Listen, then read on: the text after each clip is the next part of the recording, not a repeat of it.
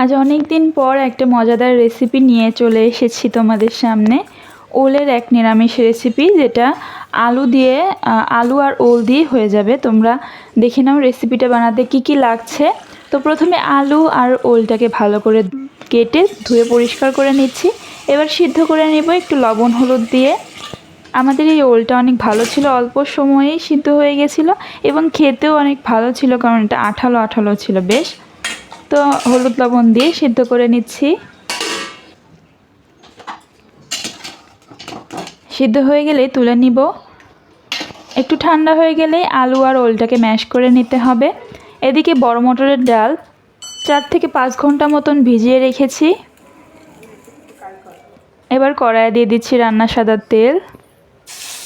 আলু আর ওলটাকে যে ম্যাশ করে রেখেছিলাম সেটা দিয়ে একটু নাড়াচাড়া করে কুক করে নিব।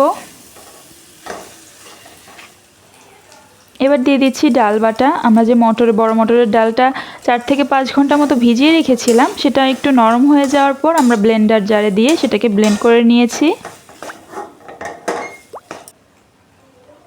এবার দিয়ে দেবো স্বাদ মতো লবণ আর পরিমাপ মতো হলুদ।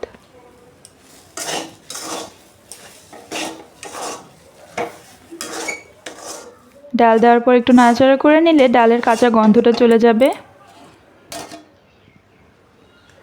কড়াইটা পরিষ্কার করে নিয়েছি, ভাজার জন্য তেল দিয়ে দিব। এবার যে আমরা কুক করে নিয়েছিলাম আলু, ডাল আর ওল, সেটা কিন্তু একটু এইভাবে বানিয়ে নিয়েছি। তেলটা গরম হয়ে আসলেই বড়াগুলোকে ভেজে নিব।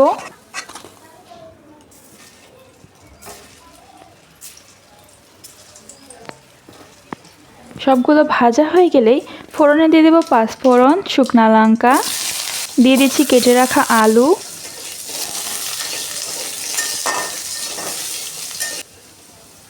দিয়ে দিচ্ছি পরিমাপ মতো লবণ আর একটু হলুদ। নাড়াচাড়া করে আলুটাকে ভালো করে ভেজে নিতে হবে। দিয়ে দিচ্ছি আদা বাটা, জিরা ধনে বাটা, লাল লঙ্কার গুঁড়া, স্বাদ মতো লবণ। এবার জল দিয়ে আলুটাকে সিদ্ধ করে নিব, মশলাটাকেও কষিয়ে নিব। এবার দিয়ে দিচ্ছি কাঠবাদামের গুঁড়া। তোমরা চাইলে বাদাম বাটা চীনা বাদাম বাটাটাও দিতে পারো। ঝোলের জন্য পরিমাপ মতো জল দেওয়ার পর ঝোলটা যখন ফুটে উঠবে তখন এক এক করে ভেজে রাখা বড়াগুলো দিয়ে দিব। তবে ওলের এই বড়াগুলো দেওয়ার পর খুব একটা বেশি ফোটাবো না, তাহলে কিন্তু নরম হয়ে যেতে পারে। এবার এটা সাদা ভাতের সাথে পরিবেশন করব। খেতে অনেক মজাদার হয়েছিল।